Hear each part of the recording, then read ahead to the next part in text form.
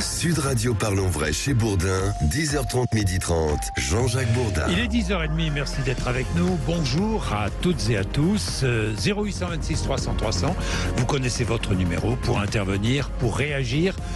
Pendant les 2 heures de notre émission Parlons Vrai chez Bourdin, où nous allons aborder tous les sujets d'actualité majeure. 413 milliards d'euros, je vais commencer avec un chiffre. 413 milliards d'euros pour l'armée française jusqu'en 2030. Forte augmentation des dépenses militaires. Ouverture aujourd'hui à l'Assemblée nationale du débat sur la loi de programmation militaire. Pour savoir et comprendre, à 12h05, je recevrai le président de la Commission de la Défense à l'Assemblée nationale. 11h midi. Débat sur l'antenne de Sud Radio. Comme tous les jours, vous le savez, un débat entre 11h et midi. La justice en France est-elle une institution épuisée?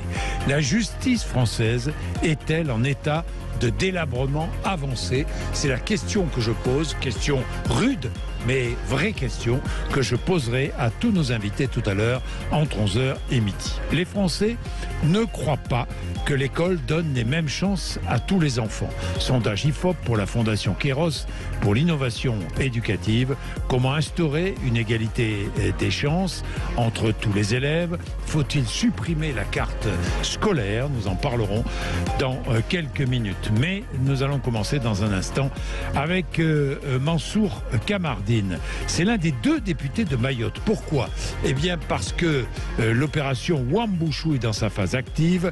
La démolition de l'un des plus importants bidonvilles de ce territoire français a commencé ce matin. Vous savez que vous pouvez retrouver tous les jours de 10h30 à 12h30, votre émission Parlons Vrai chez Bourdin. Si vous avez manqué le direct, si vous voulez réécouter l'émission, aucun problème, elle est immédiatement disponible en podcast sur sudradio.fr, sur notre application Sud Radio. Pour rappel, vous pouvez aussi nous écouter en direct, Facebook Live et YouTube en direct et en replay sur notre chaîne Sud Radio. Comme tous les jours, dans quel monde on vit?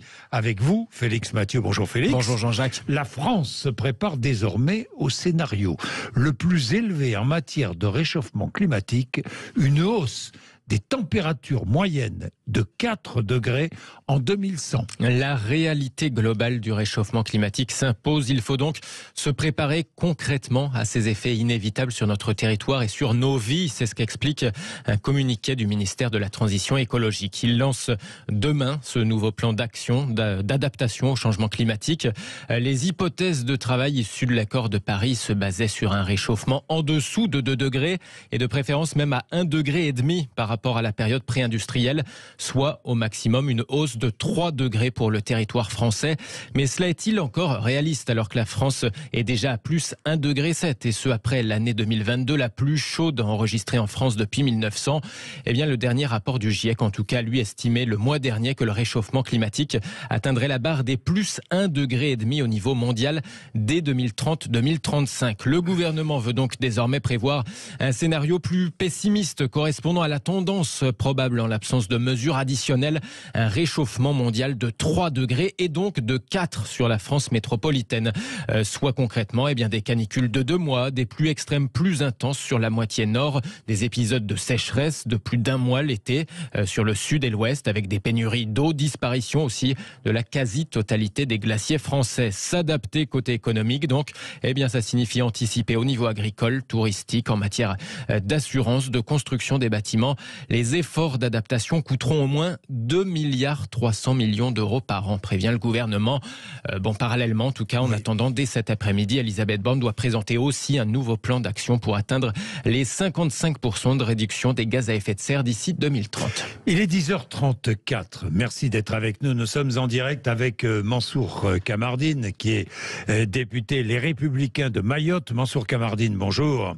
Bonjour. Merci d'être avec nous, l'un des 2 députés de Mayotte, Estelle Youssoufa Lyotte et vous-même, Mansour Kamardine, député Les Républicains. L'opération Wambouchou est entrée dans une phase active. Les bulldozers et pelleteuses sont entrés en action ce matin à Mayotte pour démolir les cases de l'un des plus importants bidonvilles de ce territoire français de l'océan Indien. Département le plus pauvre de France, je le rappelle. Mansour Kamardine, l'opération Wambouchou dans une phase active. Vous appuyez cette opération, bien sûr? Alors, Monsieur Bourdin, merci de l'invitation déjà. Mais si vous permettez que je réponde à une question que vous ne m'avez pas posée, mais que vous allez poser à vos invités tout à l'heure, à partir de 11h, vous l'avez dit. Est-ce que la justice est épuisée? Je crois pouvoir vous dire que la justice a ses propres ennemis, ce sont ses juges. Oui. Les juges, ce sont les propres ennemis de la justice. Pourquoi dites-vous cela? À laquelle nous sommes protégés, parce que je vois ce qui se passe à Mayotte, c'est-à-dire qu'une justice qui se politise, qui sort des seconds. Les auteurs classiques qui ont défini ce que doit être la justice nous ont dit que la justice a pour vocation de protéger les lois. L'exemple de Mayotte avec Ouambouchou, on a vu que la justice s'est dressée contre les lois. Donc c'est terrible. Et du coup, le citoyen n'arrive plus à soutenir la justice. Oui, mais voilà. Mansour Kamardine, d'accord, mais les faits alors, parlons des faits. Maintenant, je reviens à votre question. Oui, l'opération Ouambouchou est entrée dans une phase active, dans une deuxième phase, puisque comme j'ai eu l'occasion de le dire assez souvent, l'opération Ouambouchou, c'est 3 directions. S'attaquer au réseau mafieux, s'attaquer à l'immigration clandestine et nettoyer les territoires de la République qui ont été, comment dirais-je, dans lesquels la République était absente. Donc depuis ce matin, Talus 2 a été nettoyé, c'est une excellente chose, je m'en réjouis. Et je souhaite qu'effectivement que cette opération se poursuive et pour que les Mahorais puissent enfin vivre en paix à Mayotte. Enfin, quand je dis les Mahorais, l'ensemble des citoyens qui résident à Mayotte. Je rappelle que sur les 350 000 habitants estimés de Mayotte, la moitié ne possède pas la nationalité française, hein, Mansour Kamardine. Non seulement la moitié ne le veut, mais c'est un tiers de Français, un tiers de réguliers, un tiers de clandestins. C'est-à-dire 2 tiers de population à Mayotte aujourd'hui sont d'origine étrangère. Sont d'origine étrangère. Le droit du sol à Mayotte a-t-il été totalement supprimé? Le droit du sol n'est pas totalement supprimé, il a été aménagé, mais aujourd'hui, quand on voit ce qui se passe, parce que les aménagements n'ont pas réussi à dissuader les candidats qui détournent notre législation à venir, eh bien je milite pour qu'on le supprime totalement. Pour qu'on supprime totalement le droit du sol à Mayotte. Vous savez, c'est un droit récent, c'est un droit qui est arrivé à Mayotte seulement avec les lois Pasqua de 1994. Les Mahorais ont vécu très bien dans la France depuis près de 2 siècles sans le droit du sol. Ils pourront continuer à le faire également. Bien. Vous êtes député Les Républicains. Et les Républicains font des propositions en matière d'immigration. Hein, donc vous voyez la relation entre le sujet que nous sommes en train de traiter, Mayotte, et les propositions des Républicains à propos du droit du sol. Que proposent les Républicains? Le droit du sol en métropole, hein, ici, en métropole. Si les parents étrangers en situation irrégulière, au moment de la naissance de l'enfant, si les parents étrangers sont en situation irrégulière, pas de droit du sol. C'est cela, Mansour Kamardine? Non, je crois que s'agissant de la métropole, nous avons convenu que la situation de Mayotte est une situation particulière, singulière, qui nécessite des mesures hardies, particulières et singulières. Donc la proposition que je définis là est une proposition qui est spécialement pour Mayotte, mais il va sans dire que nous avons effectivement des propositions fortes avec des réformes constitutionnelles qui sont suggérées. Donc il faudra déjà qu'on voit quelle sera la réaction des Français. Mais sans doute que pour les LR, rien n'est fermé. Si on peut le faire à Mayotte et si les Français considèrent que la situation le mérite au plan national, eh ben, il faudra qu'on s'y interroge. Donc, pas de droit du sol si les parents étrangers sont en situation irrégulière au moment de la naissance de l'enfant. Vous savez, la France a ceci d'extraordinaire. Nous fabriquons des lois et puis il nous arrive de donner la prime à ceux qui violent nos lois. Il faudra peut-être qu'à un moment et à un autre, on se pose et qu'on se dise non, ça ne peut pas continuer comme ça. Oui. En ce qui concerne la nationalité française, la démarche, ce sont des propositions LR, doit être volontaire avec obligation de passer un examen d'intégration civique. Et d'une adhésion aux valeurs de la République. Et d'une adhésion aux valeurs de la République, oui. Voilà, je pense que c'est là aussi, ce sont des propositions de bon sens. Vous savez, pour former nation, nous disait Renan, c'est d'abord d'accepter le passé que nous avons eu en commun ou qui est passé, c'est d'accepter d'avoir de partager des choses en commun au présent, et ensuite c'est d'envisager ce destin dans le futur. Donc à partir du moment où on fait le choix de la nationalité française, je pense que nous devons avoir cette démarche. J'ajoute, je le vois là aussi à l'exemple de ce qui se passe, à la lumière de ce qui se passe à Mayotte. Vous avez des gens qui ont la double nationalité et qui vous disent qu'ils ont leur nationalité comorienne et qui ont une nationalité de papier. Il faudra peut-être qu'on réfléchisse là aussi pour arrêter les nationalités de papier. Moi, je suis français, j'ai une nationalité, ça me convient très bien, et je ne suis pas opposé à l'idée d'avoir deux nationalités, mais quand on défend des intérêts d'une puissance étrangère contre la puissance française, il faudra qu'on en tire les conséquences et que, bon sang, bonsoir, et que de bon sens, il y a des dispositions, notamment du code civil, l'article 23-7, qui dit que lorsqu'on milite pour une puissance étrangère au détriment des intérêts français, qu'on se fasse retirer la nationalité française.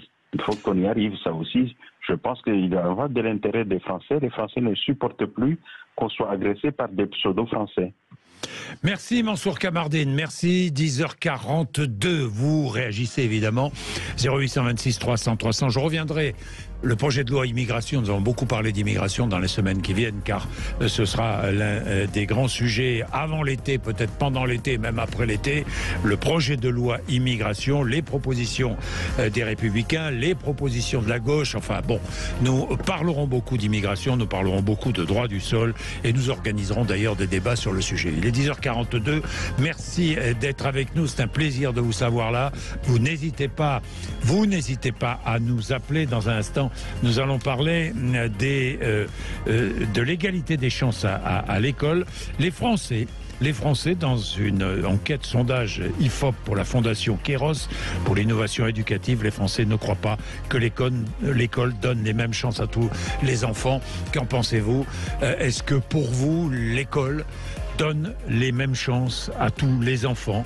Comment instaurer une égalité des chances entre tous les élèves? Vous avez des propositions? 0826 300 10h43. Tous les débats sont ouverts sur l'antenne de Sud Radio. Jean-Jacques Bourdin. Il est 10h46. Les Français ne croient pas que l'école donne les mêmes chances à tous les enfants.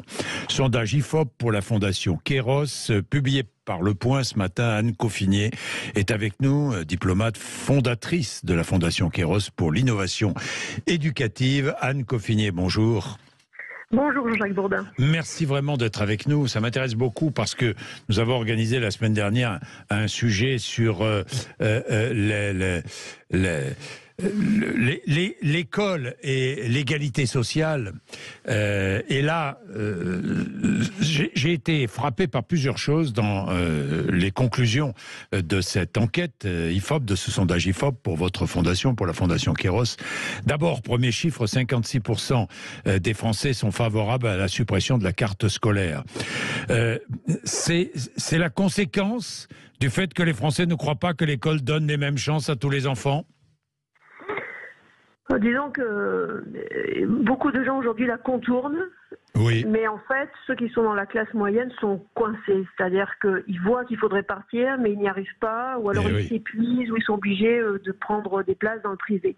Et c'est ces personnes-là, donc la classe moyenne, d'autant qu'il y a une personne sur deux qui paie des impôts, qui dit que ça ne va pas. Il faut remettre le système à plat. Tandis que les plus pauvres ne se rendent pas forcément compte du problème, et les plus riches, eux, de toute manière, ont contourné depuis bien longtemps. Ils sont partis soit dans des quartiers riches, avec des cours en plus, des cours de maths, tout ce qu'on veut, ou bien dans le privé depuis longtemps. Donc en fait, les seuls qui sont coincés, c'est les classes moyennes, et surtout le bas des classes moyennes. Et oui, les classes moyennes qui essaient à tout prix de contourner parfois la carte scolaire, évidemment, pour donner toutes les chances à leurs enfants.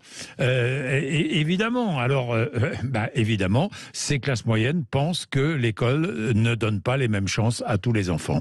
Évidemment. C'est la pure vérité, et ces inégalités, elles sont criantes. Moi, je ne peux pas m'y résoudre. Oui. Ça fait quand même presque 10 ans que PISA montre que la France est vraiment la dernière des dernières au niveau de l'OCDE en matière d'égalité des chances.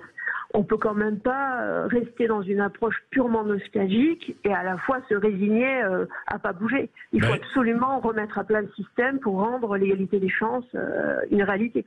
Évidemment, ça fait bien longtemps qu'on dit que l'école ne donne pas les mêmes chances à tous les enfants. Mais je vous pose une question qui est un peu provocatrice, Anne Coffinier. Qui a envie de réduire ces inégalités, franchement? En fait, vous posez vraiment la bonne question, et d'ailleurs, c'est ce que François Dubé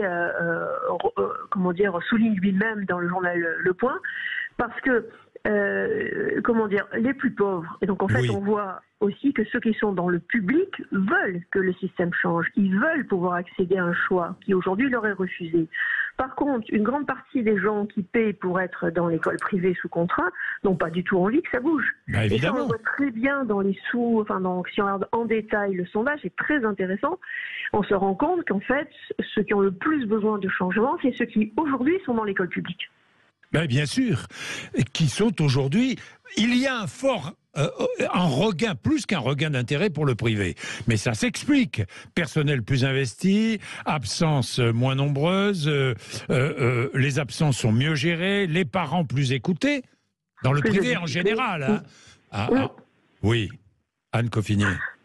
Oui, bien sûr que ça s'explique. Mais si vous voulez, ce qui est compliqué, c'est qu'on a une vision de cette question publique-privée qui est complètement datée. On croit que c'est encore une histoire de l'Église catholique d'un côté et de laïcité de l'autre. C'est plus du tout ça. En fait, les gens choisissent le privé tout simplement pour éviter le public et pour avoir une école qui fonctionne à peu près correctement.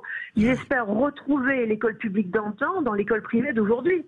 Évidemment. Donc en fait, c'est tout, pas plus, pas moins. Évidemment. Donc si on a une approche idéologique de ce sujet, en fait, on est à côté de la plaque. Bien sûr. Comment instaurer, alors question évidemment qui vient à l'esprit tout de suite, comment instaurer une égalité des chances entre tous les élèves?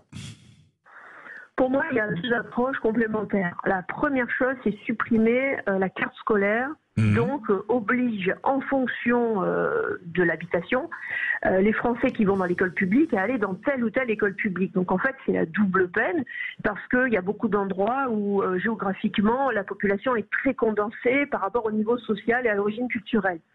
Donc, on sait très bien que ça va accélérer les différences et aujourd'hui, ça joue vraiment contre l'égalité des chances, mais tout le monde le sait.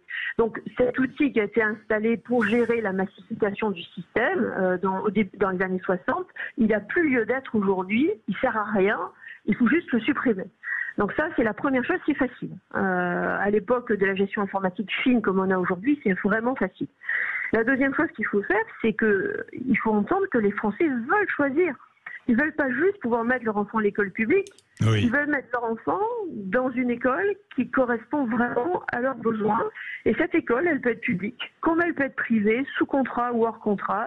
Ça peut être une petite école, ça peut être une grosse école, ça peut être un internat, ça peut être une école à beaucoup d'autonomie. En fait, aujourd'hui, il y a un besoin de choix.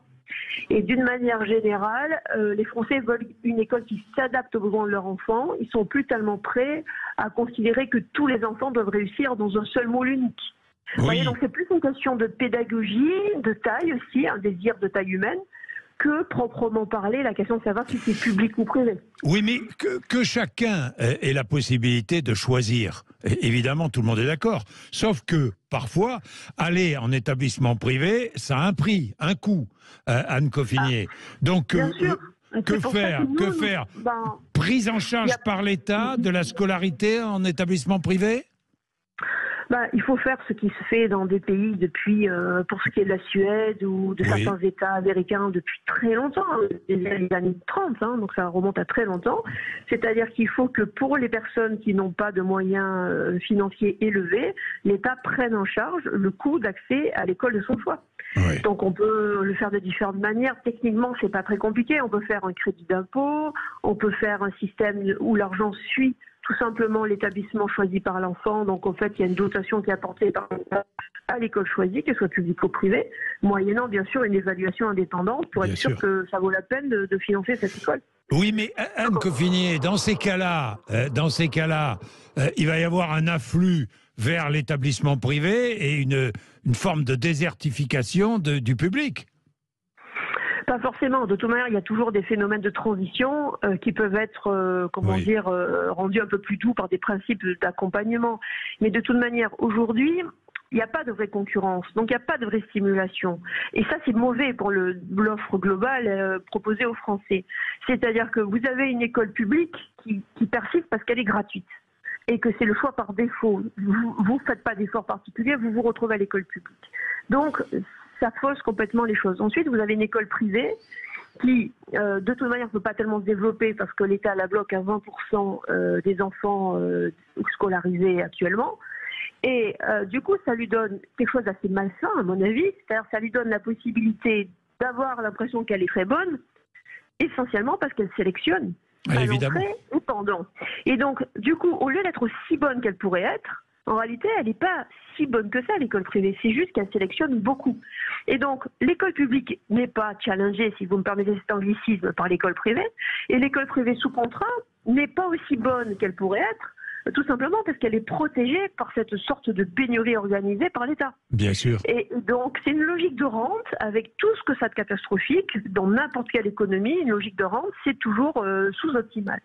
C'est pour ça qu'il faut rouvrir le jeu. Et d'une certaine manière, les écoles indépendantes, qu'on appelle aussi hors contrat, sont ce qui vient rouvrir le jeu aujourd'hui et qui vient donner des perspectives d'avoir une bonne éducation à des personnes qui aujourd'hui n'ont pas de place dans le privé sous contrat, parce que l'État bloque ce secteur-là pour des raisons qui, à mon avis, sont désuètes.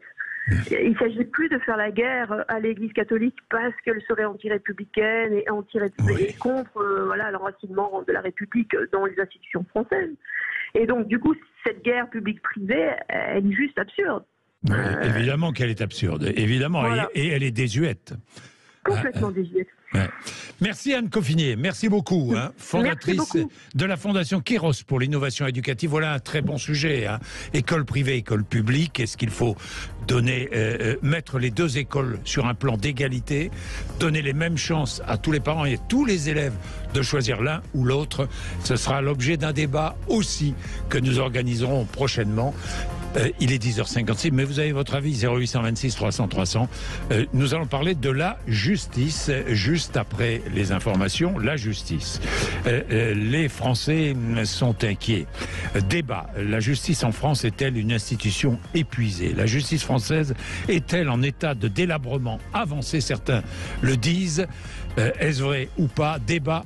Tout de suite, après les infos, qu'en pensez-vous? Là encore, vous pouvez réagir 0826 300 300, 10h56. Jean-Jacques Bourdin. Il est 11h03. Merci d'être avec nous à en parler de notre justice. La justice en France est-elle une institution épuisée? Beaucoup de magistrats le disent. La justice française est-elle en état de délabrement avancé? Certains aussi le disent et le pensent. Le disent et le pensent. Eh bien, vous savez que le ministre de la Justice a annoncé, a présenté un projet de réforme de la justice qui sera bientôt en discussion à l'Assemblée nationale.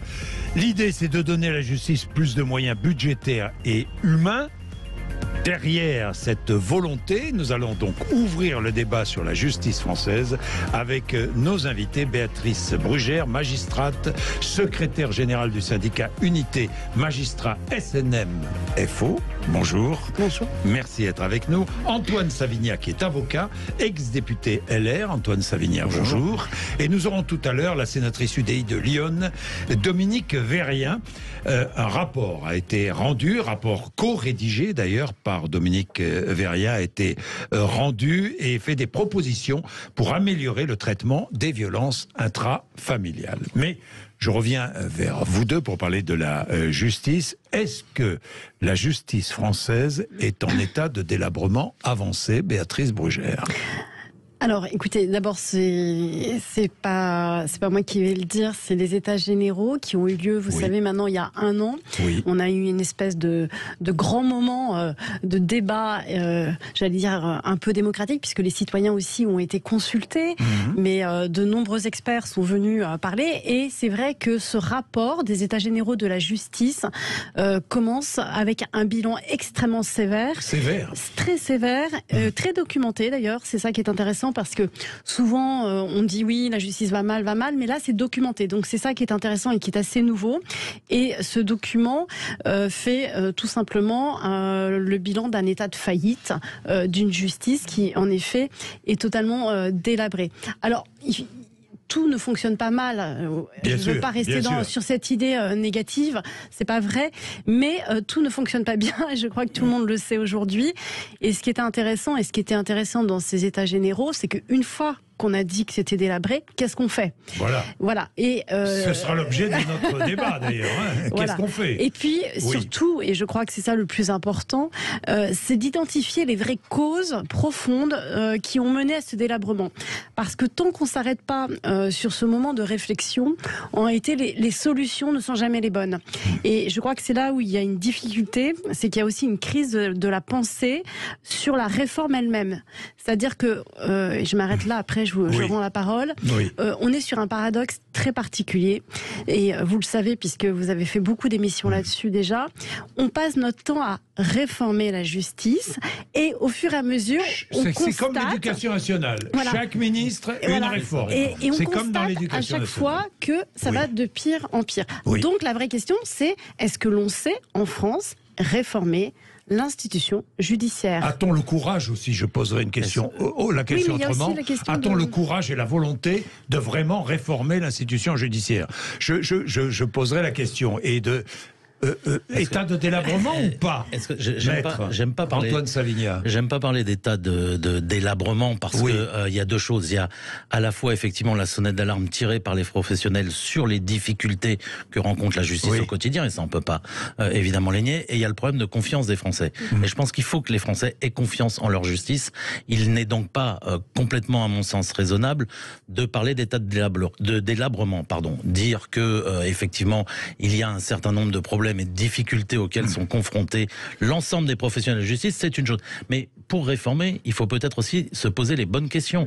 Vous le disiez à l'instant, on accorde chaque ministre finalement accorde de plus en plus de moyens. Et là, c'est particulier. Là, il y a des moyens, moyens importants. Là, c'est particulièrement vrai. Chaque ministre. Mais est-ce qu'on a le courage de se poser les bonnes questions?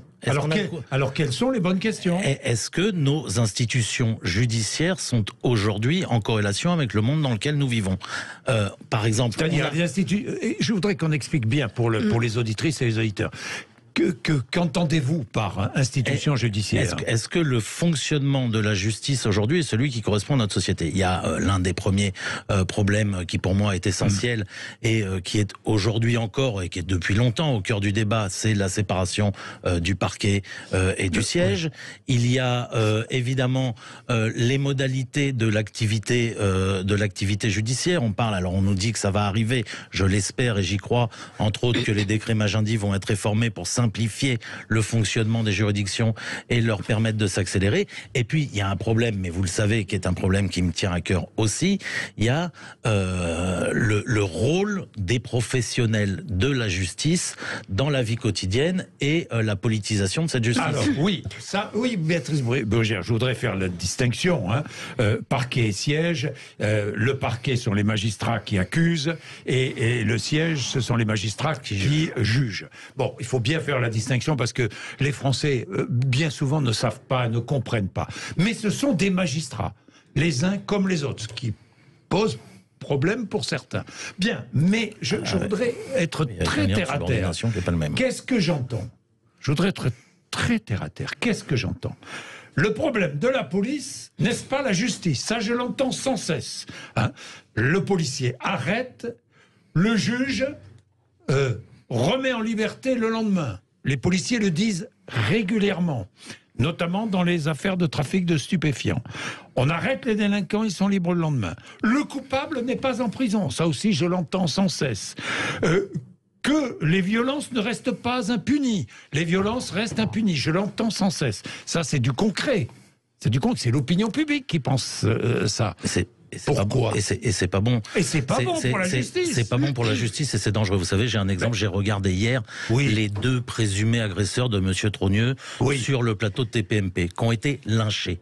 Je ne cautionne absolument pas ce qu'ils ont pu faire, mais ils ont subi un interrogatoire de première comparution ou une garde à vue violente avec un certain nombre de chroniqueurs pour faire du buzz. Mais c'est pas bien parce que ça y est, la décision des Français est rendue et c'est l'image qu'ils ont de la justice. On peut pas critiquer les décisions de justice. Elles sont nécessairement bonnes puisque ce sont des décisions de justice. Elles peuvent paraître injustes à certains, elles peuvent paraître insuffisantes. Après, il y a aussi, et on le disait en commençant cette émission, il y a évidemment un problème de moyens. À partir du moment où les prisons débordent et ne sont plus capables d'accueillir dignement les prisonniers, il est normal aussi qu'on tienne compte de cette situation dans la politique répressive. Vous voulez dire qu'on ne met pas en prison parce qu'il n'y a plus de place en prison. Mais c'est la réalité. C'est la réalité. C'est la réalité. Oui, mais ça, c'est une réalité que le...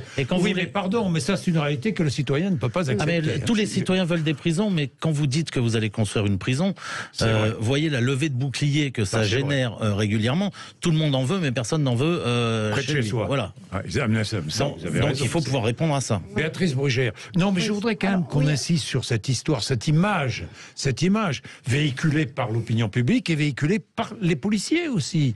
Oui, alors bon, je saute la question d'avant, qui sont les gros problèmes de la justice auxquels vous avez déjà en partie répondu, pour aller sur votre question dont je sens que sur le dur, c'est-à-dire ce qui fait mal. Moi, je pense que il faut pas avoir de tabou sur le débat qui est posé, même s'il est mal posé à mon avis, parce que c'est jamais bon d'opposer des partenaires qui sont sur une chaîne, ce qu'on appelle la chaîne pénale. Alors ce terme est un peu difficile parfois à comprendre, mais pour faire simple, on est un peu un couple, la police et la justice, un couple qui a l'air de divorcer, mais un couple qu'il va falloir rabibocher quand même, parce que la justice ne travaille que grâce à la police, et la police travaille sous la direction de la justice. Donc à un moment donné, il ne faut pas se tromper dans cette opposition qui est parfois un peu vraie, mais pas tout à fait juste quand même, parce que c'est plus complexe que ça. Moi, simplement, ce que je voudrais dire, c'est que ces critiques, ici et là, que ce soit des citoyens, de la police et même de la justice qui peuvent se plaindre aussi que les PV sont mal faits, que les enquêtes sont mal faites. C'est pour ça que d'ailleurs parfois les dossiers ne vont pas jusqu'au bout. La vraie question, et la question de fond qui intéresse les citoyens mais aussi les acteurs de la justice, c'est que aujourd'hui, on est sur un chaos, en réalité. Une forme de chaos, c'est-à-dire qu'on est sur des injonctions contradictoires permanentes. À la fois, on nous demande d'être répressif, et à la fois, comme vous le disiez très bien, on est soumis à ce qu'on appelle la jauge aujourd'hui, c'est-à-dire le nombre de places de prison avec une pression réelle et j'ajoute, parce que ça, c'est le plus important et c'est jamais dit, avec un cadre législatif qui nous corsette et qui nous dit la détention, c'est l'exception. Donc en fait, entre les plateaux médiatiques qui, c'est vrai, passent leur temps à mettre en avant des faits divers assez terribles, qui sont notre quotidien, nous, mais bon, qui sont comme ça jetés en pâture sur un débat médiatique, en réalité, on s'aperçoit que les choses sont beaucoup plus complexes. D'abord, on a un cadre législatif qui est inadapté. On manque de places de prison, c'est une réalité, quoi qu'on en pense. Alors je ne sais pas si y a des levées de boucliers. Moi j'ai entendu d'autres parlementaires qui m'ont dit mais nous, dans notre région, on est d'accord pour construire et il ne se passe rien. Donc je ne sais pas qui a raison, alors, 3 nouveaux établissements l'année dernière, 6 cette année, et d'après ce que dit le ministère, 15 000 places supplémentaires dans les prisons avant 2027. Voilà, donc en réalité, c'est pas si simple que ça. On ne peut pas opposer les uns aux autres. Il y a une impulsion qui n'a pas été faite depuis le début du quinquennat, avec une annonce pourtant très forte de construction de 15 000 places. Moi, je pense d'ailleurs qu'il en faudrait encore plus. Je donne juste, et je finis là-dessus, un exemple qui est assez intéressant à votre réflexion. Dans les Pays-Bas, ils ont eu une politique pénale qui est très différente, c'est-à-dire l'inverse de nous. Ils font des courtes peines et ils sont assez répressifs très rapidement, c'est-à-dire ils laissent un peu leur chance, comme ce que nous on appelle le sursis, et après on n'attend pas la 30e condamnation ou la 50e alternative, on va en prison, mais on va en prison de façon très courte. Et en fait, qu'est-ce que ça a fait? C'est-à-dire qu'ils ont accepté l'idée de mettre beaucoup en prison, si je parlais simplement. En fait, ça a vidé les prisons. Et c'est efficace? Ça a vidé les prisons. Ça a vidé les prisons. Aujourd'hui, en fait, ils ont trop de place. Pourquoi? Donc on met en prison tout de suite pour des peines plus courtes et ça vide les prisons. Ça veut dire que il faut aller un peu plus loin dans le débat. Il faut interroger notre logiciel pénal. Aujourd'hui, notre logiciel pénal est totalement contradictoire. C'est ce que je disais au début. On nous demande d'être très répressif quand on est répressif parce que, contrairement à ce que l'on dit, on condamne beaucoup. Le problème, il n'est pas là. Le problème, c'est que la peine qu'on prononce est rarement exécutée telle qu'on l'a prononcée, voire pas exécutée. Ouais. Et c'est là où, en fait, on est sur un déficit de crédibilité pour les citoyens, mais même pour les acteurs de la police, qui disent on ne comprend pas. C'est-à-dire, il est condamné, mais en fait, il ne va jamais en prison. Ou alors, la peine n'est pas exécutée. Ou alors, elle est exécutée tellement tardivement qu'elle n'a plus de sens. Parce que le temps de la peine. Donc, dès le premier délit. Alors, moi, je pense que. Dès le premier délit. Non, en fait, je m'explique. La prison. C'est-à-dire, à partir de quel moment? En réalité, il y a deux critères. Il y a deux critères qui sont importants. D'abord, il faut que les choses soient graves. Ce soit des atteintes aux personnes ou des atteintes graves aux biens. C'est-à-dire qu'on ne va pas être répressif pour être répressif, ça n'a pas de sens. Il faut que ce soit proportionné. Mais des atteintes graves, on en a tous les jours en réalité. On le voit, il suffit d'ouvrir le journal avec des règlements de compte, des violences, y compris chez les mineurs de plus en plus graves. Donc je pense qu'il faut absolument... Et il y a un pédopsychiatre qui s'appelle Maurice Berger qui a écrit sur la violence sur les mineurs. C'est très intéressant. Il faut que... surtout sur les mineurs, qui est un enjeu majeur, excusez-moi du jeu de mots, il faut tout de suite qu'il y ait cette confrontation matérialisée, ce qu'on appelle la butée, avec la sanction. On s'aperçoit que les mineurs disent « Ah mais moi j'ai jamais été condamné », vous regardez leur casier, ils ont 15 mentions, mais en fait ils ne sont jamais allés en prison. Et pour eux, quoi qu'on en pense, tant que vous n'avez pas la rencontre physique ou la rencontre qui n'est pas que symbolique, ils pensent qu'ils ne sont pas condamnés. Ce que vous dites paraît évident, Béatrice Brugère, mais pourquoi je le dis aussi en interne, et je le dis au nom de notre syndicat, parce que... Qui s'oppose à ça? Je réponds à cette question, et après je ne veux pas monopoliser. Je réponds à cette question parce qu'elle est importante, vraiment importante. Nous sommes aujourd'hui dans un système idéologique sur lequel on a dit « Ah mais les courtes peines c'est pas bien, les courtes peines ça crée la récidive ». Moi je pense que c'est l'inverse. Je pense que les très courtes peines sont très intéressantes, elles ne désocialisent pas, elles permettent d'avoir une réponse immédiate, proportionnée, et c'est là où il faut être inventif, c'est-à-dire qu'il faut créer aussi des établissements pénitentiaires pour des courtes peines. C'est ce que font les pays nordiques. Donc nous on crée des établissements très lourds, très coûteux, où on met des années, mais c'est pas ça qu'il faut faire. Il faut faire des choses plutôt légères, adaptées. Et moi, je ne suis pas pour la prison. Il y a plein d'autres solutions. Les travaux d'intérêt général, la réparation, etc. En fonction du délit. Attention, et c'est pour ça que je dis, il y a deux critères. Du délit, pas du crime. Il faut bien que ça soit sur des atteintes graves, mais rapides. C'est-à-dire qu'il ne faut pas attendre que le délinquant soit déjà dans un parcours de 15 condamnations, parce qu'après, ça n'a plus de sens. C'est-à-dire qu'il est déjà endurci. Dès la première condamnation, il faut intervenir. Également. Voilà. Bon, donc c'est une solution. 11h17. Je vais vous donner la parole. Ne vous inquiétez pas. 11h17. Petite pause, je suis obligé de faire une petite pause. À tout de suite. Jean-Jacques Bourdin. Bien, je voudrais poursuivre avec vous, Antoine Savignac. Je rappelle que vous êtes avocat, ancien député LR. Je voudrais poursuivre sur la délinquance des mineurs et le jugement des mineurs. Béatrice Brugère, mineure ou majeure, vient de poser le problème. C'est ce que je disais tout à l'heure. Hein. La police qui nous dit mais c'est la justice qui ne nous aide pas. Bon, il y a effectivement la police qui administrativement ne fait pas tout ce qu'il faut parfois, mais souvent c'est la justice. Et c'est vrai qu'on n'emprisonne pas tout de suite. On n'emprisonne pas tout de suite pour plusieurs raisons. Enfin, bon, il y a deux, je pense qu'il y a deux justices des mineurs. Il y a celle qui abonde dans l'actualité chaque jour, qui sont la situation des mineurs non accompagnés, délinquants, qui traumatisent un certain nombre de quartiers et un certain nombre de territoires. Et puis il y a, j'allais dire, la délinquance plus classique des mineurs. Aujourd'hui, on n'emprisonne pas. Pourquoi? Parce que jusqu'à la dernière réforme et jusqu'à l'instauration d'un code, la procédure était ainsi faite qu'elle était longue et que la plupart des mineurs étaient jugés majeurs. Donc ils ont le temps de réitérer le délit. Et parce que le fondement de la justice des mineurs, le fondement idéologique, c'est qu'elle est accompagnatrice, c'est qu'elle est éducative et qu'elle n'est pas là pour sanctionner le mineur. Est-ce qu'il ne faudrait pas changer? Vous savez, il y a tellement de sujets. C'est pour ça que je vous disais tout à l'heure que pour réformer la justice, on devrait arrêter de s'interdire certaines questions et s'adapter au monde dans lequel on vit. Et il y a tellement de sujets qu'on devrait oser aborder et se dire que confronté à des atteintes aux personnes d'une extrême violence, comme on peut le constater régulièrement, eh ben, est-ce qu'on ne doit pas déplacer le curseur et dire que là, dans cette situation-là, eh bien la justice, elle est aussi là pour sanctionner. Donc on revoit le code pénal, on construit des établissements, des prisons plus petites. C'est ça, Béatrice Brugère? Oui, alors je voudrais répondre sur les mineurs. C'est vraiment pour moi très important. Sur les mineurs, parce qu'en fait, les mineurs, c'est la genèse de toute notre délinquance. On va quand même pas se leurrer. On a deux problèmes, vous l'avez dit. On a le problème des mineurs non accompagnés, qui a fait l'objet de plein de rapports, etc., sur lequel finalement personne n'arrive trop à démêler tout ça. Je pense que c'est aussi une question politique sur les mineurs, de contrôle des frontières, puisque maintenant on sait que c'est des réseaux criminels parfois qui exportent leurs mineurs. Pourquoi? Parce qu'on a justement la possibilité en France d'être irresponsable en dessous de 13 ans, qu'on utilise dans les réseaux criminels ces mineurs, et comme ça, j'allais dire, on risque pas grand-chose.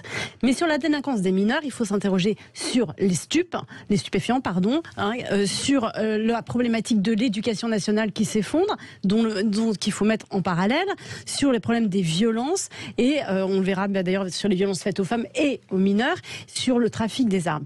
Mais on a opposé de façon dramatique en France, et ça c'est idéologique, sur les mineurs, l'éducatif et le répressif. Moi je pense que c'est ça le problème majeur. C'est qu'en fait, l'éducatif peut être une sanction.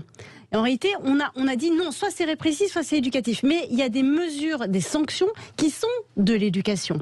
Et c'est là où, en fait, on a tout faux. C'est que du coup, soit on dit ah non, mais il faut pas faire de répressif, c'est méchant, soit il faut faire que de l'éducatif. En fait, les deux sont liés. Une bonne sanction est une mesure éducative. Et pour éduquer, parfois, il faut sanctionner. Deuxième erreur, on a fait un code qui aujourd'hui, dont on faisait le constat que la justice des mineurs était trop lente. Et là, on revient au problème que tout le monde connaît. C'est-à-dire qu'une justice qui est trop lente est une justice qui arrive trop tard. Et quand elle arrive trop tard, mais bien sûr, elle ne sert à rien. Elle ne sert à rien. Pire, elle peut même avoir des effets négatifs en cascade. Or, la dernière loi, pour faire simple, a instauré une césure. C'est-à-dire, qu'est-ce que c'est une césure? Elle a dit, bon, pour aller plus vite, ça c'est artificiel, on va aller très vite pour dire il est coupable, il n'est pas coupable, très bien.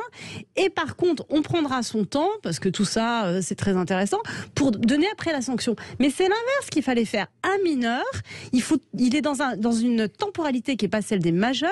S'il n'a pas tout de suite la sanction, il ne comprend pas, il est passé à autre chose, etc. Et il les a au délais... moins la culpabilité, ce qui le fait rentrer dans le champ de la récidive. Non, pas du tout. Les délais aujourd'hui sont tels, parce qu'en fait, il faut fonctionner avec les vrais effectifs et pas sur le texte. C'est qu'aujourd'hui, en rajoutant de la césure, on rajoute 2 fois plus de travail aux juges des enfants qui déjà n'arrivaient pas à tenir leur délai. Donc, en fait, ces bonnes idées sont catastrophiques sur le plan de l'action pénale. Donc, si je vous écoute bien... Plus, on a supprimé les peines de prison d'1 mois pour les mineurs, qui était un outil intéressant. Il faut effectivement revoir cette justice à la fois des mineurs et le premier délit, punir dès le premier délit, construire des... En tout cas, répondre de façon réelle. Ferme et réelle dès le premier délit. Et ensuite construire des établissements plus petits, mais vraiment les construire, parce que les lenteurs administratives font que pour construire un établissement pénitentiaire aujourd'hui, il faut 7 ans. Des années dans notre pays. Oui, mais ça, Monsieur Bourdin, c'est toute la problématique de la France qui est engluée, pour pas dire sclérosée, dans une bureaucratisation techno-centralisée, je sais pas comment il faut dire, enfin bref, c'est-à-dire qu'aujourd'hui, pour mettre en place des actions rapides, c'est impossible. Antoine Savigny, vous avez un exemple. Oui, j'ai vécu l'exemple, j'ai effectivement vécu l'exemple en tant qu'élu, et aujourd'hui, pour faire sortir, à partir du moment où la décision est prise de construire une maison d'arrêt ou une prison ou un centre de détention, il faut 7 ans. Il faut 7 ans parce que la lourdeur, l'administration, pas pour la construire techniquement, pour la construire, il faut les services. 2 ans, quoi, un an et demi, 2 ans. Il faut 18 mois, entre 18 et 20 mois pour la construire. Mais l'ensemble des études fait que aujourd'hui, on tombe dans cette effectivement lourdeur administrative qui fait qu'on ne peut pas apporter de réponse effective. Si jamais en plus vous avez une plante rare sur le terrain, alors là vous êtes mort. Voilà, c'est ça, ou une grenouille. Ou une grenouille, vous êtes mort. Non, mais voilà, donc il y a effectivement cette lourdeur administrative qui fait en plus cyniquement que dans un temps politique et dans un quinquennat, un président de la République qui ne penserait faire qu'un quinquennat ne lancerait des constructions de prisons, mais n'en tirerait jamais les fruits. Il ne les verrait jamais. Ça veut dire que la justice est entravée dans son efficacité. Totalement, parce qu'aujourd'hui... Oui, totalement par ça et pas que par ça d'ailleurs. Je vous rappelle, on a eu une circulaire d'ailleurs que notre syndicat a attaquée devant le Conseil d'État avec succès, qui demandait, sous le Covid, de libérer. On a libéré en place de prison et on nous a demandé de ne plus incarcérer au parquet, c'est-à-dire de ne plus mettre à exécution. C'est quand même fou. C'est-à-dire qu'on nous a demandé de ne pas mettre à exécution des peines de prison qui a été prononcée. Et à partir de ce temps Covid, ce qui est intéressant, c'est qu'il y a eu toute une dialectique pour dire ah non mais maintenant il faut rester sur le niveau du Covid, c'est-à-dire moins 15 000 places, et il ne faut surtout pas incarcérer. Et on a eu pour les magistrats une obligation qui est quasi impossible d'ailleurs, d'aller regarder les conditions d'incarcération. Alors on a deux problèmes. Un, on n'a pas restauré, rénové depuis longtemps, et c'est vrai qu'on n'a pas des bonnes conditions dans certains établissements pénitentiaires, et c'est pas normal, et c'est honteux qu'en France on en soit encore là. Et ça, c'est le politique qui n'a pas investi depuis des années, parce qu'il n'y a pas que construire, il y a aussi rénover. Et ça n'a pas été fait, si vous voulez. Et deuxièmement, si vous voulez, il n'y a pas cette volonté politique. Là, on a perdu des années depuis le début du quinquennat des annonces, puisque vous dites qu'il faut du temps, mais on est déjà à 5 ans, donc il nous reste rien n'a été vraiment lancé de façon massive parce qu'il y a une idéologie anti-prison. Encore une fois, je pense qu'il y a d'autres aspects dans la surpopulation. D'abord, on a beaucoup de détenus étrangers sur lesquels on pourrait travailler. Ensuite, je pense que on a un problème avec les longues procédures parce que les détentions provisoires sont également dans les mêmes établissements. Il faut séparer la détention provisoire des condamnés définitifs. D'abord, sur le plan des principes, c'est intéressant parce que vous n'êtes pas condamné, vous êtes présumé innocent. Et sur le plan, en plus, j'allais dire, de la non-contamination, on va dire, puisqu'on parle toujours de l'école du crime, c'est quand même intéressant de ne pas mettre des gens avec des délinquants chevronnés condamnés. Et en plus, ce sont des établissements qui pourraient être beaucoup plus légers, construits de façon différente, avec des systèmes de sécurité un peu plus allégés, plus adaptés. Bien. Alors nous allons voir, dans la deuxième partie, je voudrais parler de l'indépendance de la justice quand même, parce que à l'image de la condamnation de Nicolas Sarkozy, il y a un débat, Nicolas Sarkozy qui accuse la magistrate, la présidente de la Cour d'appel, d'avoir été l'une de ses opposantes à sa proposition de réforme de la justice, c'est en 2009 je crois, et l'indépendance de la justice, alors il y a des propositions qui sont faites ici ou là, et puis nous allons appeler Dominique Vérien, sénatrice UDI de Lyon, à propos de ce rapport rendu ce matin, rapport qui insiste sur l'importance de la communication entre les différents acteurs des juridictions afin d'améliorer la prise en charge des victimes de violences intrafamiliales. À tout de suite, 11h30. Jean-Jacques Bourdin. Bien, dans la deuxième partie, nous allons aborder l'indépendance des magistrats et parfois les idéologies qui envahissent les tribunaux, qui envahissent les écoles, et notamment l'ENM, l'École nationale de la magistrature, idéologie souvent de gauche d'ailleurs. 11h33, mais auparavant, je voudrais que nous appelions Dominique Vérien, qui est la co-autrice, sénatrice UDI de Lyon, co-autrice de ce rapport rendu ce matin sur la prise en charge des victimes de violences intrafamiliales. Dominique Vérien, bonjour. Allô, Dominique Vérien, dans un instant, dans 2 minutes. Bon, alors, je commence avec vous, Béatrice Brugère. Oui. On a parlé des lenteurs, Bon, mais ce qui m'intéresse, c'est l'indépendance des magistrats, parce que là aussi, il y a un vrai débat. Est-ce que moi, quand je vois ce qui s'est passé à Mayotte, l'opération Wambushu, avec les magistrats qui se sont érigés, qui ont voulu freiner sans cesse cette opération, est-ce qu'il y a dans la magistrature, chez les juges, une politisation maintenant excessive? Je vous pose franchement la question. Alors, l'indépendance des magistrats, c'est surtout l'indépendance de la justice, qui est une notion qui est reconnue d'ailleurs par le Conseil constitutionnel. Et c'est pas l'indépendance des magistrats en tant que j'ai ma subjectivité, je fais ce que je veux. Il y a peut-être un glissement, d'ailleurs, le livre de Jean-Jacques Urvoas, qu'on va peut-être évoquer, bientôt, qui vient d'écrire un livre justement sur ce sujet, qui est très intéressant. Marque un peu ce glissement, c'est-à-dire qu'on part de l'indépendance de la justice, qui est une notion extrêmement importante dans l'équilibre des pouvoirs, c'est-à-dire ne pas faire pression, égalité des citoyens devant la loi, c'est ça l'indépendance de la justice, à un glissement sur une espèce d'indépendance des magistrats, c'est-à-dire, sous-entendu, je fais un peu ce que je veux quand je veux. Bon, c'est pas si simple et ça marche pas comme ça non plus. Il est normal que les magistrats du siège, parce que vous parlez de Mamoudzou, ce sont des magistrats du siège là, et pas du parquet d'ailleurs, qui ont des garanties, qui jugent, voilà, qui ont des garanties d'indépendance pour éviter évidemment des pressions, qui sont l'inamovibilité, etc., ne doivent pas se convertir entre guillemets sur une subjectivité au service peut-être d'une idéologie, au service d'une idéologie. Encore plus concret. Et la question à ce moment-là, qui est très importante sur Mamoudzou, c'est la question d'abord d'appliquer le droit. Vous avez vu que la Cour d'appel a rectifié ce jugement, puisque la Cour d'appel a infirmé, c'est-à-dire contredit la décision de la première instance, qui n'était pas une décision qui était qualitative en termes de droit. Donc ça pose une question. Est-ce que ce magistrat l'a fait exprès ou pas? C'est-à-dire, c'est votre question. Est-ce que là, il y aurait un soupçon, j'allais dire, de politisation du magistrat, de parti pris.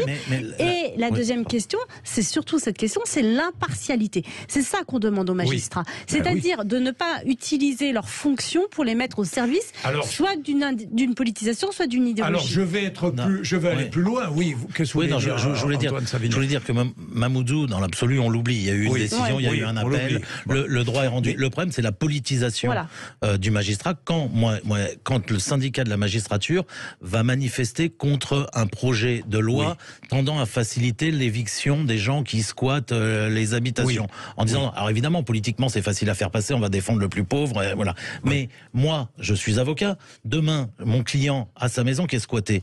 Je vais aller plaider devant un magistrat dont je ne sais pas, parce que les magistrats syndiqués sont protégés et n'ont pas à le faire savoir, dont je ne sais pas si ce magistrat fait partie du syndicat de la magistrature et a pris fait et cause pour. Parce que si je le savais, évidemment, je ne serais pas dans la même position. Il n'y aurait plus d'égalité des armes, puisque je me retrouverais face à un militant de la cause adverse. Est-ce qu'aujourd'hui, il y a moins d'impartialité qu'avant? Est-ce qu'aujourd'hui, il y a plus de politisation? Ce que vous dites, est-ce qu'il y a plus de politisation qu'avant? Je pense que ce que vous dites est très important, parce qu'il y a quand même deux sujets dans le sujet. D'abord, il ne faut pas jeter le bébé avec l'eau du bain.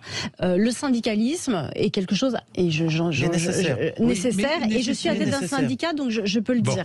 Le problème, c'est qu'aujourd'hui, il y a un syndicalisme judiciaire en France, depuis les années 60 d'ailleurs, 68 plus exactement, qui ont un parti pris politique affiché, revendiqué. La question, elle est là. C'est-à-dire, et c'est une singularité est-ce qu'un magistrat française doit revendiquer une appartenance politique? Vous avez la réponse dans la loi organique. C'est qui est notre statut. Je crois que c'est l'article 10 ou 11, je ne sais plus, qui dit qu'un magistrat a le droit de se syndiquer, mais un magistrat n'a pas le droit de faire des délibérations politiques. Et c'est là où il y a un sujet. C'est-à-dire qu'aujourd'hui, en effet, notre statut nous oblige peut nous permettre de nous syndiquer. Et tant mieux. Moi, par exemple, je revendique un syndicat dépolitisé, qui soit justement sur une réflexion sur le statut, mais aussi sur l'intérêt général. Mais par contre, je pense que le syndicalisme judiciaire aujourd'hui ne peut pas avoir des parti pris politique ou des attaques envers des hommes politiques. Est-ce que l'école... Il est devenu militant. Oui, et c'est ça la vraie question. Le magistrat est devenu militant. Enfin, pas tous, mais est-ce que certains magistrats sont devenus des militants?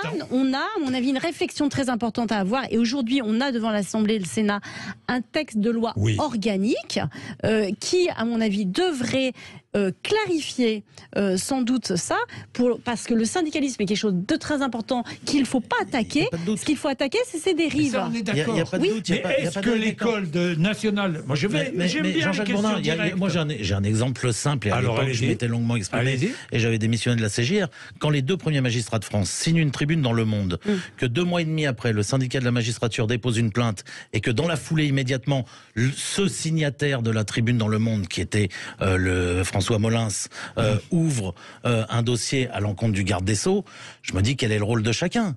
Ils disent qu'ils suspectent le garde des Sceaux de prise illégale d'intérêt. Le syndicat de la magistrature dépose plainte et ils ouvrent une enquête un dossier devant la CJR. ils font clairement de la politique. Ils font clairement de la politique. Ils participent à la vie politique. Alors, là où donc l'indépendance des magistrats est remise en cause. Sur le dossier de la CJR, la chronologie n'est pas tout à fait celle-là. Non, voilà. Mais il ne faut pas instrumentaliser non plus. Je le dis simplement. Mais moi, je pose une question, Béatrice Brogère. Est-ce qu'aujourd'hui, l'École nationale de la magistrature, qui est l'école numéro 1, est comment dire, pénétré par le syndicat de la magistrature.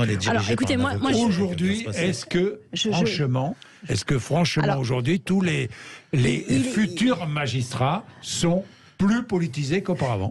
Je pense que ce serait un peu simpliste de dire ça. Ce qui est sûr, c'est que l'École nationale de l'École nationale de la magistrature a souvent été dirigée par des figures du syndicat de la magistrature. Ça, c'est une vérité, mais pas que.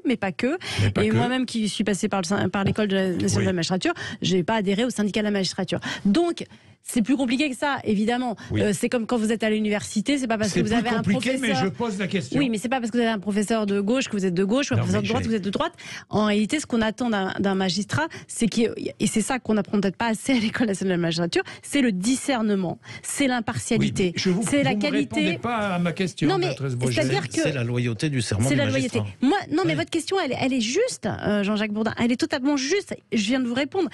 Très souvent, l'École nationale de la magistrature a été dirigée, et parfois par des professeurs, mais pas que, par des magistrats qui étaient au syndicat de la magistrature. Mais aujourd'hui, est-ce qu'il y a plus qu'avant ou pas? Je pense pas que la magistrature soit plus syndiquée que le reste. Non. Et d'ailleurs, il faut savoir, parce que ça, personne ne le sait, c'est qu'aujourd'hui, le corps de la magistrature est quasiment à près de 40% fait de recrutement extérieur qui passe très peu par l'école de la magistrature.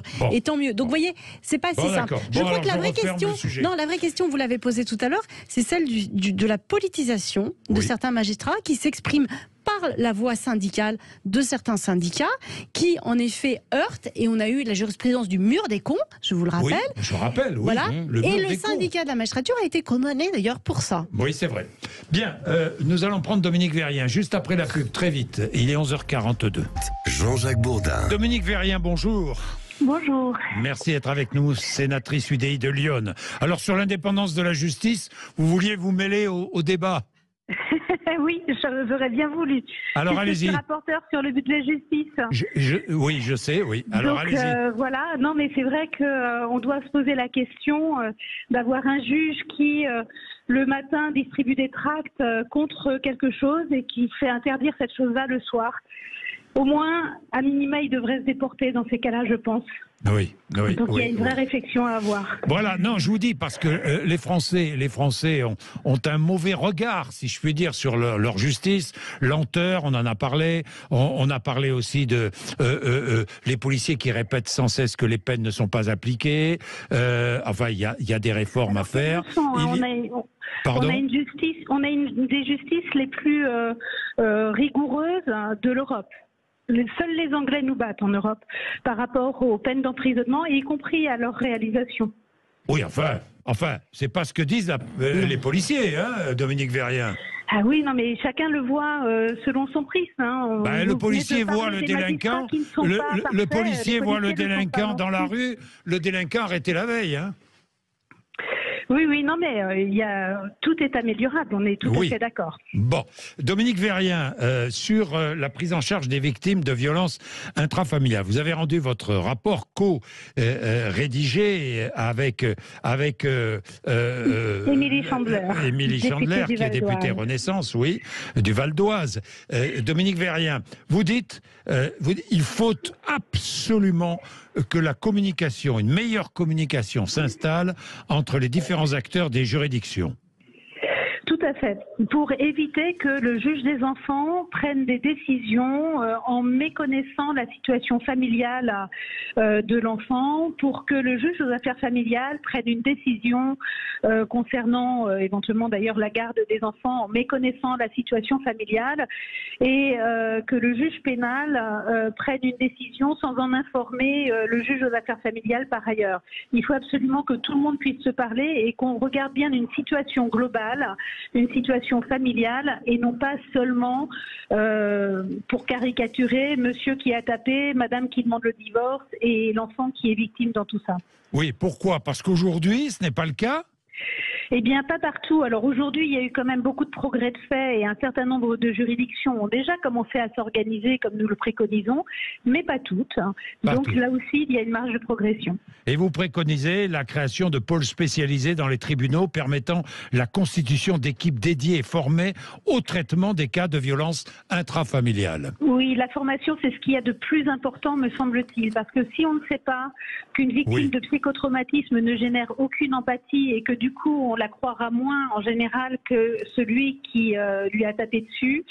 Si on ne sait pas ce que c'est que le contrôle coercitif, eh ben on passe à côté des cas et on ne se rend pas forcément compte de la gravité et on ne sait pas forcément bien accompagner la victime. Donc la formation, c'est quelque chose d'important. Et à tous les niveaux, y compris les services sociaux, y compris les médecins, les infirmières, tous ceux qui sont au contact et qui pourraient en fait être témoins de choses, le fait d'être formé, ça permettra de mieux détecter, de mieux signaler et donc de mieux protéger. Alors, restez avec nous, Dominique Vérien, si vous pouvez. Nous allons terminer notre débat autour de la justice en France. Je posais la question au tout début, état de délabrement avancé de la justice. Est-ce que la justice française est en état de délabrement avancé? Nous avons abordé plusieurs points, mais maintenant, je voudrais qu'on parle des magistrats. Les magistrats, les procureurs doivent-ils être indépendants? Oui ou non? Vous répondez brièvement. Est-ce qu'il faut une indépendance des procureurs, indépendance des magistrats du parquet? Est-ce qu'il faut que les magistrats du parquet soient plus indépendants? Indépendance de qui? Par rapport à qui? Par rapport au pouvoir. Par rapport au pouvoir. Ah oui, mais alors d'où cette autorité tiendra justement sa légitimité? Un vote des Français. Pour élire les procureurs. Et des comptes, et des comptes rendus aux Français. Donc le procureur n'est plus un magistrat. Le procureur devient un élu choisi des Français auquel il devra rendre des comptes. Non, je vous dis ça. Je vous dis ça parce que certains défendent cette idée. Je vous pose la question. Bien sûr. Il y a un problème de légitimité. Si le parquet est totalement indépendant du pouvoir exécutif, il ne tient plus. Je vous rappelle qu'on parle d'un pouvoir et d'une autorité. Donc vous n'êtes pas du tout partisan d'une indépendance du parquet? Mais absolument pas. Il faut, je le disais tout à l'heure, il faut séparer le parquet du siège pour que les choses soient claires. C'est illisible pour les Français. Vous savez, un jour vous allez au tribunal, vous voyez un individu qui prend des réquisitions contre vous, et puis vous revenez 2 ans après, et il est votre juge sur votre expulsion parce qu'il est passé du parquet au siège. C'est pas le même métier, c'est pas la même face. Et la vraie indépendance, c'est celle-ci. Il y a trop d'interactions en plus en pratique qui rend ça illisible pour les Français entre le siège et le parquet. Donc la vraie indépendance, c'est ça. Et vous savez, plus les procureurs obtiendront leur indépendance, plus les préfets obtiendront de pouvoir. C'est évident, parce que l'exécutif aura besoin d'avoir une politique menée sur le territoire. Donc il faut absolument garder ce lien. Ils devraient garder leur autorité avec ce lien. Vous êtes d'accord? Non, en quelques secondes c'est compliqué, puisque ça fait 30 ans que ce sujet est sur la table, donc ça va être compliqué de vous donner une réponse en 2 secondes, mais je vais essayer. 30 ans qu'on est sur une problématique institutionnelle qui est un modèle, et vous avez raison, il y a plein de possibilités. D'ailleurs, Jean-Jacques Urvoas en a proposé une aussi, qui est la séparation des magistrats du parquet et du siège, pour toutes les raisons qui sont évoquées ici. Je crois qu'aujourd'hui, si on ne pose pas ces questions dans un débat public, on va continuer à avoir toujours la même méfiance et la même défiance. Moi, j'ai pas de tabou sur le fait de poser le problème. Alors, quelle question poseriez-vous? En réalité, on a un parquet, ce qu'on appelle d'ailleurs un parquet à la française. On est un peu les seuls en Europe à avoir un système un peu hybride, en effet, où les parquetiers sont à la fois magistrats, peuvent devenir magistrats du siège, revenir à la chancellerie, etc., etc. Les Italiens ont fait des allers-retours. Oui, les Italiens, ils ont répondu il y a pas longtemps à cette question par des sas de décontamination, si je puis m'exprimer ainsi, c'est-à-dire empêcher la mobilité. Alors, ce sujet, il est extrêmement important. C'est 2 visions de la justice qui s'opposent, 2 visions. Mais ce que je peux dire simplement, c'est quelle que soit la solution que l'on a, le parquet, il va bien falloir qu'il dépende de quelqu'un. S'il ne dépend pas du pouvoir politique, il va dépendre de l'institution, c'est-à-dire d'une autre dépendance qui est celle des chefs. Donc tant qu'il n'y a pas une vraie réforme interne de gouvernance, de RH, de vision politique, et en effet, moi je ne suis pas fermée, mais si vous voulez, au débat, mais c'est difficile d'y répondre comme ça en quelques secondes. Ce qui est sûr, c'est que ce débat, il n'a pas été tranché dans les États généraux, personne n'y va. Et c'est un tort parce que ce débat complexifie, et je sais que c'est pas votre question, notre procédure pénale aujourd'hui. Alors Béatrice Brugère, à la lumière de ce qui s'est passé pour Nicolas Sarkozy, Nicolas Sarkozy accuse la présidente de... Là c'est le siège, le siège. Oui, c'est le siège. Ah bah oui. C'est vrai que c'est le siège. Mais non, puisque je voudrais terminer sur l'indépendance de la justice, là il accuse et il laisse entendre que cette magistrate n'est pas impartiale. Qu'elle était partiale. En réalité, il y a plusieurs questions. Il y a les questions de droit sur les écoutes qui vont être tranchées à la Cour de cassation avec une loi qui est arrivée, qui est très importante sur les questions de la loyauté de la preuve. Et ce qu'il a dit, et dès le départ, c'est ça qui a aussi un peu faussé et qui a mis le discrédit, c'est de dire le parquet, on revient sur votre question, a fait une enquête un peu dérivante en off par rapport aux juges d'instruction. En fait, moi, ce que je veux simplement dire, c'est que ceux qui ont critiqué les juges d'instruction, y compris Nicolas Sarkozy, en disant que c'était le pire du pire, aujourd'hui se rendent compte que la problématique du parquet, où on a moins de contradictoires, où le parquet est peut-être plus politisé, est un sujet majeur. Donc, mais enfin, le parquet réclamait un sursis total dans l'affaire Sarkozy. Mais c'est ce que je suis en train de dire. C'est-à-dire qu'aujourd'hui, on a donné beaucoup de pouvoir au parquet, peut-être beaucoup trop d'ailleurs, et on a beaucoup critiqué les juges d'instruction. Or, on s'aperçoit, et maintenant, que c'est les juges d'instruction qui permettent plus de contradictoires. Être direct dans ma question. Est-ce que Nicolas Sarkozy a raison de critiquer la magistrate? Non, moi je pense que ce qu'il a raison, c'est de faire du droit, c'est-à-dire un pouvoir en cassation, parce qu'il y a des vraies questions de droit qui vont être posées. Sur les écoutes. Et ça va être très intéressant de voir la réponse. Évidemment, Dominique Vérien. Aujourd'hui, plus rien ne serait possible. Ces écoutes seraient impossibles. Je sais. Dominique Vérien, qu'en pensez-vous? Que c'est effectivement un long débat, le débat de l'indépendance des procureurs. Je ne crois pas d'ailleurs que même ceux qui demandent aujourd'hui l'indépendance demandent une indépendance totale. Ce qu'ils demandent, c'est que le Conseil supérieur de la magistrature nomme les procureurs et non plus seulement fasse une proposition, qui d'ailleurs est toujours suivie par les ministres. Les politiques.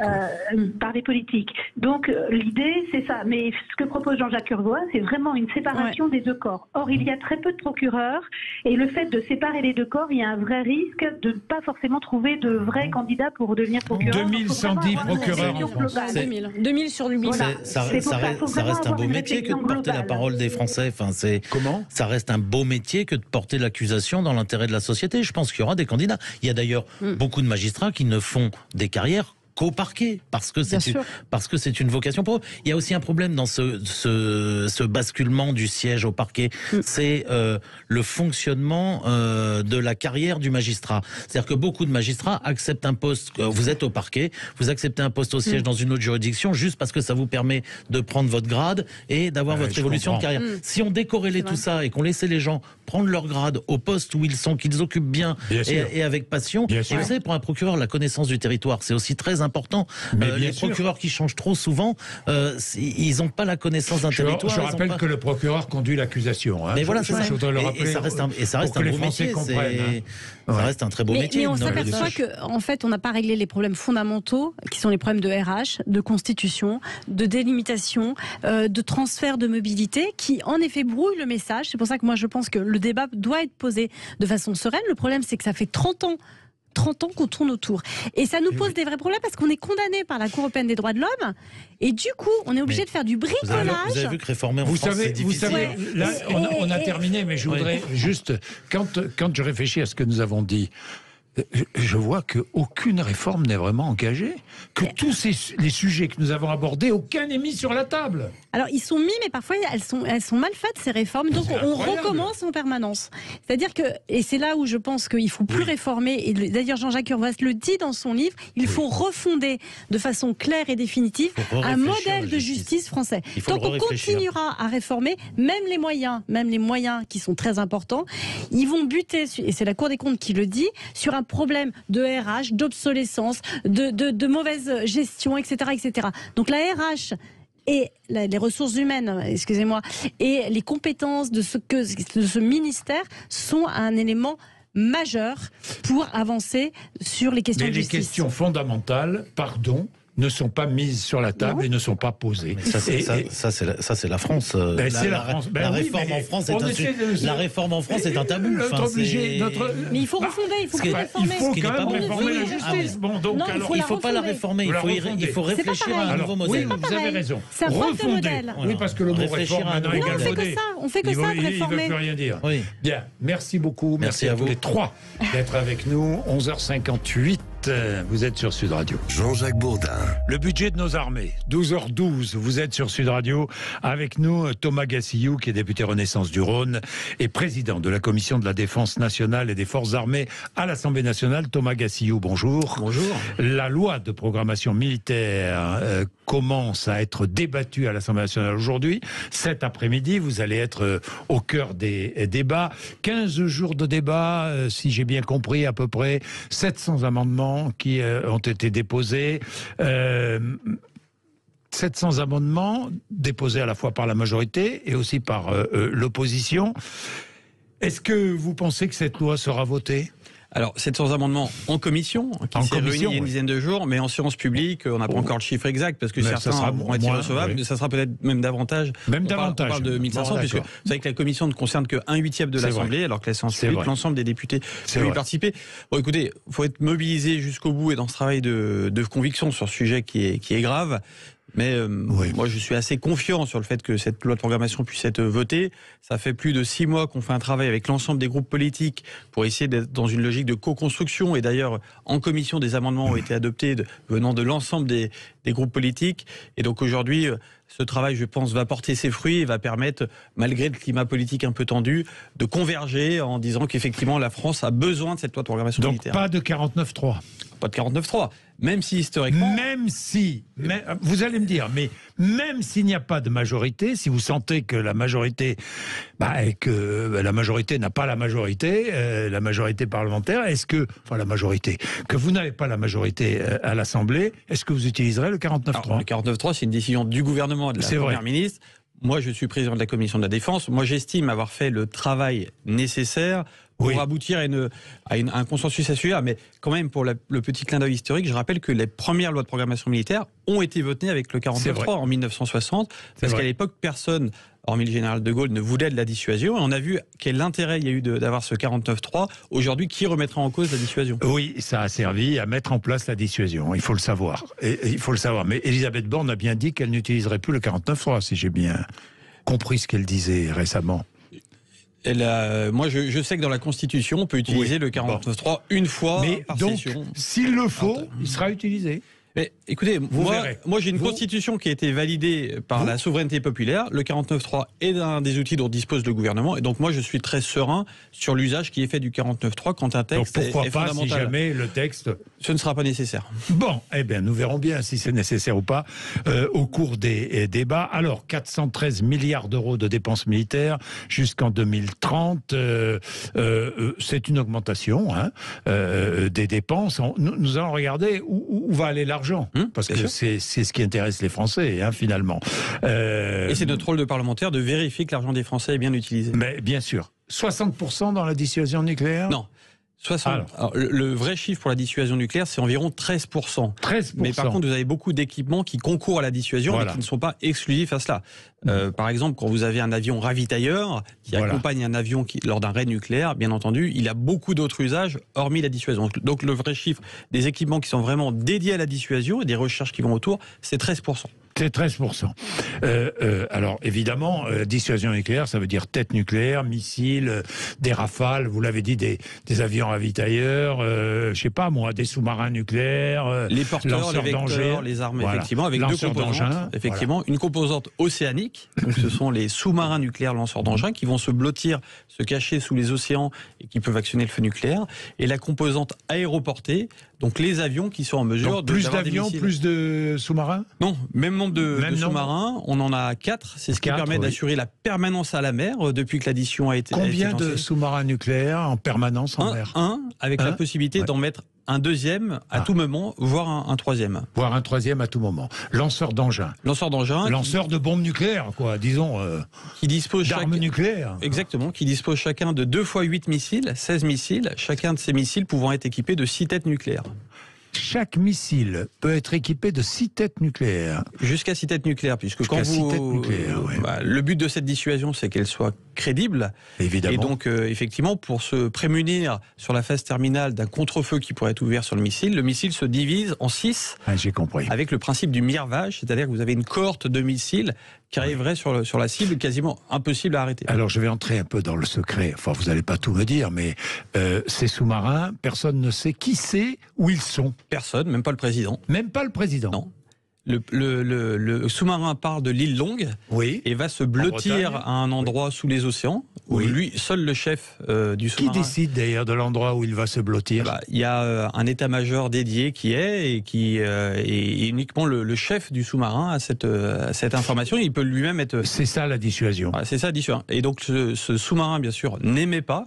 Il ne fait que recevoir des informations, et notamment l'ordre de tir si ça devait arriver. Et il n'émet aucune information, rien. S'il émettait la moindre information, il y aurait le risque qu'il soit dévoilé. Donc il ne va pas à la surface, il n'émet pas. Donc il y a un sous-marin aujourd'hui français qui est quelque part dans les mers tapies, dans une mer ou un océan. Exactement, il y a au moins un sous-marin. Un sous-marin. Bon, alors ça c'est pour les sous-marins. Ce qui concerne les avions, ça fonctionne comment ? Alors les avions, le but c'est tout simplement de faire un raid nucléaire, donc d'être en mesure de décoller depuis la France avec des chasseurs, avec des rafales, accompagnés d'avions ravitailleurs pour aller très loin, porter le feu nucléaire s'il le fallait. Et je rajoute enfin qu'il y a une troisième dimension qu'on oublie parfois, c'est la force aéronavale nucléaire, c'est-à-dire que le porte-avions Charles de Gaulle peut être également équipé de têtes nucléaires, c'est ce qu'on appelle la FANU. Il peut être équipé de têtes nucléaires, c'est-à-dire qu'une arme nucléaire peut être lancée... Non. Peut être porté sur un avion qui part du Charles de Gaulle. Voilà. Sur un avion qui part. D'accord. Donc il a une double dimension nucléaire, ce porte-avions. Non seulement il a une propulsion nucléaire, il y a 2 chaufferies nucléaires à l'intérieur qui assurent le moteur, la production de l'électricité de ce porte-avions. Et il peut également héberger des avions qui sont porteurs eux-mêmes d'un missile nucléaire. Avec un futur porte-avions 2038 ? Exactement. Alors, le porte-avions, effectivement, il y a 5 milliards d'euros qui sont mis dans cette LPM pour le travail d'études. Et il va être livré pour remplacer le porte-avions actuel Charles de Gaulle. Pour remplacer le Charles de Gaulle. Son nom ? Son nom sera déterminé pendant le quinquennat, mais on ne le connaît pas. Je pense que c'est un choix du président de la République. Bon, vous ne le connaissez pas pour l'instant. Bien. Est-il vrai que dans cette programmation militaire à l'Assemblée nationale, dans le débat, il est prévu dans la programmation militaire une baisse du nombre de blindés ? Il est prévu un étalement du nombre de blindés de quelques années pour privilégier la cohérence plutôt que la masse. C'est-à-dire moins de chars, moins d'infanterie. On va décaler un peu la cible du nombre de chars, donc c'est un simple décalage, c'est pas une réduction de la cible. Mais simplement le but étant que ces chars soient cohérents dans le modèle, c'est-à-dire qu'il y ait le bon nombre d'entraînements, le bon nombre de munitions par exemple, et donc c'est un peu l'objet de cette LPM, c'est de privilégier la cohérence à la masse. Voilà. En revanche, des efforts vers le cyber et les drones. Exactement. Le renseignement également, avec un budget qui va considérablement augmenter. Donc le renseignement, c'est simplement d'avoir une capacité autonome d'appréciation pour savoir ce qui se passe, par exemple en ce moment en Ukraine, sans dépendre de nos alliés. J'ai compris. Un effort important sur les l'information. C'est de l'information. Vous allez chercher de l'information. Exactement. De manière autonome, de manière électromagnétique, avec du renseignement humain, avec différents capteurs et de l'intelligence artificielle pour analyser tout ça. Et développement aussi des munitions téléopérées. Alors exactement, il y a un budget de 16 milliards. Intéressant, il y a 16 milliards d'euros globalement sur les munitions. Dans ces munitions, vous avez une très grande catégorie entre des munitions complexes, notamment des missiles, et puis des munitions de base du FOTA-5, des cartouches 5,56 mm qui valent une vingtaine de centimes d'euros. Une cartouche, ça vaut 20 centimes d'euros. Donc ça vaut 17 centimes, je crois, une cartouche. Donc vous avez tout type de munitions, et effectivement, vous avez des munitions également téléopérées que vous êtes en mesure de faire partir sur un champ de bataille, et finalement, elle peut rôder et attendre une opportunité d'ouvrir le feu. Donc vous avez petit à petit une forme de convergence entre les drones et les munitions. Et les drones, insistons sur les drones, là aussi vous allez faire un effort. Exactement, sur les drones, on va dire que la France, il y a une dizaine d'années, n'avait pas tout à fait vu la mutation qui arrivait. Donc on avait pris du retard, tout simplement. Pris du retard, on était dans un contexte de déflation budgétaire depuis 30 ans également, donc les priorités étaient ailleurs. Donc on est en train de rattraper ce retard avec des drones à la fois dans les airs, en surface, sur mer, sur l'eau, et également des drones sous-marins. Et puis aussi les armes hypersoniques. Effectivement. Qu'est-ce que les armes hypersoniques? Alors c'est tout simplement le fait d'avoir des missiles qui soient capables d'être projetés, de se déplacer à des vitesses supérieures, bien supérieures au mur du son, Mach 1, Mach 2, Mach 3. Et donc ces armes hypersoniques ouvrent de nouveaux défis, non seulement de nous-mêmes les maîtriser, mais de nous-mêmes également être en mesure de les intercepter. Est-ce que nous manquons de munitions classiques? Je parle de munitions de base aujourd'hui. C'est ce qu'il y a, j'ai lu ça partout. On manque de munitions. En fait, la France manque de munitions. On a un stock de munitions adapté à un contexte de crise tel qu'on a connu depuis une vingtaine d'années. Le retour de la guerre de haute intensité nécessite de reconstituer davantage nos stocks. C'est ce que nous allons faire, reconstituer nos stocks. Exactement, et réinternaliser également la capacité de produire ces munitions. Par exemple, à Bergerac va s'ouvrir prochainement une usine de fabrication de poudre pour que nous ayons l'autonomie de fabrication des obus. C'est toute une chaîne de production. Pourquoi aujourd'hui nos munitions ne sont plus fabriquées en France? Alors, les obus étaient toujours confectionnés en France, mais sur la base de poudre qui venait notamment de Suède. Et donc, on va regagner cette indépendance-là. Bien. Mais je rappelle, il y a 5 ans, il y a 10 ans, qui parlait de l'artillerie, tout le monde disait que l'artillerie, ça ne servait plus à rien. Il y a effectivement, avec l'Ukraine, un retour en force de l'artillerie, et les Français qui redécouvrent que nous fabriquons parmi les meilleurs canons du monde avec le canon César. Il s'agit aussi de renforcer les pouvoirs de l'Agence nationale de la sécurité des systèmes d'information. Exactement. C'est très important. Recueil de données possible auprès d'opérateurs téléphoniques, par exemple? Alors là, il y a un article qui prévoit que si un site internet sert à mener une attaque massive, l'ANSSI soit en mesure de dérouter d'une certaine manière le nom de domaine pour faire cesser cette attaque. Et dans le cadre de cette attaque, serait en mesure de recueillir des données non personnalisées pour essayer de comprendre ces attaques. Donc là, on est sur un jeu classique de l'équilibre entre les pouvoirs qu'on donne aux instances gouvernementales, et notamment l'ANSSI, et la liberté publique. Il me semble que la loi de programmation militaire a trouvé un bon équilibre à ce sujet-là. La France Insoumise propose une conscription obligatoire. Vous avez vu ça? C'est assez étonnant de la part de la France Insoumise, qui s'oppose depuis quelques mois sur un SNU de 15 jours civil, en disant que ça serait une militarisation des esprits, et qui en parallèle propose un service militaire pendant 9 mois. J'étais étonné, mais qui serait totalement décalé par rapport aux besoins du pays, puisque non seulement ça immobiliserait nos armées, parce que pour encadrer 800 000 jeunes garçons et jeunes filles, il faudrait quasiment toute l'armée de terre pour faire ça, et qui ne correspondrait pas aux besoins opérationnels du moment.